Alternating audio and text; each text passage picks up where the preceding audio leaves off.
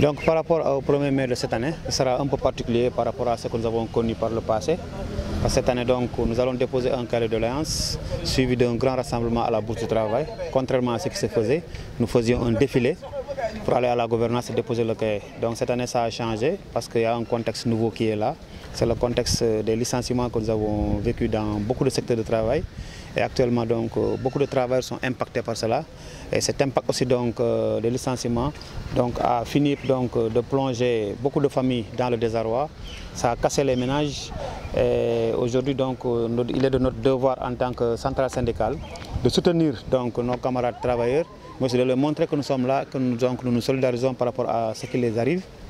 Et nous n'allons pas croiser les bras et les laisser comme ça. Ce qui a fait que donc, nous avons marqué cette année donc, le 1er mai ainsi. Donc, pour montrer un peu que nous ne sommes pas dans la joie, nous sommes dans l'amertume, nous sommes dans la désolation, nous sommes dans l'indignation à cause donc, de ces licenciements dont les travailleurs sont victimes donc, au niveau de beaucoup de secteurs au niveau du pays. Ce qui a fait que donc, cette année, donc, après le dépôt du cahier de doléances, qui va se faire de manière sobre, nous nous retrouverons donc à la Bourse du Travail pour faire la lecture du cahier de doléances, mais aussi un peu revenir sur le pacte de stabilité sociale que l'État veut signer avec les travailleurs, pour un peu en partager avec les camarades et prendre leur position donc, par rapport à cela. Parce qu'aujourd'hui c'est important, c'est un contraste que nous vivons. Nous ne pouvons pas comprendre qu'il y ait des difficultés dans les secteurs et que l'État veuille qu'on signe un pacte de stabilité sociale. Nous voulons rappeler à l'État du Sénégal que le pacte ne se décrète pas, le pacte aussi donc on ne l'impose pas, le pacte vient naturellement si vraiment les solutions sont trouvées aux préoccupations des travailleurs. Et ce qui fait que donc, cette année, nous sommes dit, donc nous allons aller dans ce sillage-là, au même titre que le niveau national, par rapport donc aux préoccupations des travailleurs. Maintenant, pour revenir sur les points essentiels, vous savez que le cahier de doléances prend en compte beaucoup de secteurs. Mais les secteurs donc confondus, si on prend les revendications générales, c'est d'ordre général du moins, c'est par rapport donc, au respect des accords dans les différents secteurs. Mais de manière sectorielle, si on prend l'éducation par exemple, il y a la question des décisionnaires.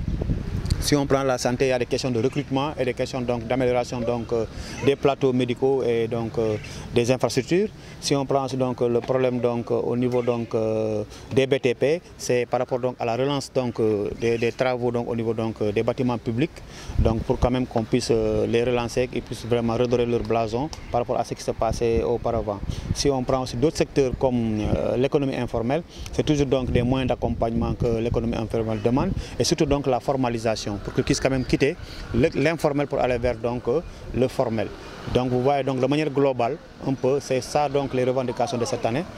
Peut-être d'ici demain, Inch'Allah, vous les aurez de manière un peu spécifique, parce que là c'est les détails, on va entrer dans les détails, mais ce que je pourrais dire donc dans les revendications d'ordre général. Nous savons que donc le pays dans lequel nous vivons, nous savons que jamais donc les revendications seront satisfaites totalement. Nous, ce qui nous importe en tant que travailleurs, en tant que donc, responsable des travailleurs, c'est de déposer le cahier, de porter donc la voix des travailleurs là où elle doit arriver, c'est-à-dire à l'autorité suprême.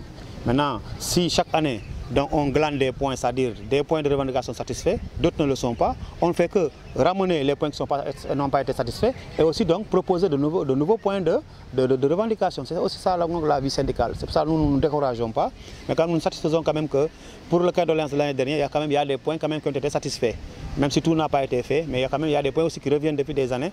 C'est ça qui fait que donc, nous continuons à combattre donc, pour que quand même ces points-là puissent être vraiment réglés et qu'on puisse passer à d'autres points nouveaux. Parce qu'il y a des points nouveaux qui sont là, qui ne sont pas encore donc, satisfaits. Voilà, c'est comme ça que ça se passe dans le monde du travail, parce que nous sommes dans un pays aussi, nous connaissons les enjeux, qui n'est pas trop riche, un pays quand même pauvre, mais quand même il faut qu'on porte les préoccupations donc, au niveau donc, étatique pour que les solutions puissent être trouvées par rapport donc, à ces problèmes de manière ponctuelle. Voilà, même si on peut trouver donc des solutions définitives à certaines questions. Bon, par rapport aux hôpitaux que nous avons donc, à niveau de Ziguinchor, c'est des problèmes difficiles, souvent par rapport à la vétusté donc, de l'infrastructure. Parce que donc, si on prend l'hôpital régional, donc, les revendications tournent plus vers ce qu'on appelle l'amélioration des conditions de travail. Parce que là-bas, il y avait la situation donc, des contractuels, des stagiaires. Donc, il y a aussi donc, le problème donc, de recrutement dans la fonction publique, mais aussi l'amélioration du plateau technique et des infrastructures au niveau de l'hôpital régional. Mais donc, il sollicite aussi donc, que l'hôpital régional de Ziguinchor ainsi que l'hôpital de la Paix soient donc, érigés en EPS de niveau 3. Ça aussi, c'est des sollicitations. Mais si on va à l'hôpital de la Paix aussi, donc, nous avons donc, des bâtiments qui sont très vétustes, qui sont atteints même donc, par une certaine vétusté qu'on ne peut pas imaginer, parce que même les plafonds là, tout suintent pendant l'hivernage. Donc il n'y a pas d'accès facile au niveau de l'hôpital de la Paix. Mais quand même, pour les problèmes quand même liés donc, par rapport au personnel, et par rapport donc à la carrière des travailleurs donc, au niveau de l'hôpital, c'est pratiquement la même chose avec l'hôpital régional. Nous suivons donc le dossier parce qu'à chaque négociation, moi je suis présent là-bas dans tous les 2 hôpitaux. Mais jusque-là quand même, il y a des points qui ont été satisfaits. Surtout du côté de l'hôpital Lapé, il y a plus d'avantages par rapport donc, à l'hôpital régional. Pour vous dire que donc, le nœud du problème, c'est l'hôpital régional de Ziguinchor. Jusque-là quand même, les questions traînent et les questions reviennent d'année en année. Donc pour le cas de doléance, je pense que pour seulement l'hôpital régional, on a plus de 30 points de revendication. Donc pour des questions d'ordre local, pour dire que donc il y a des problèmes au niveau de l'hôpital régional. Mais nous allons continuer donc à discuter avec donc, les directeurs, les différents directeurs qui sont là-bas, quand même pour améliorer les conditions des travailleurs.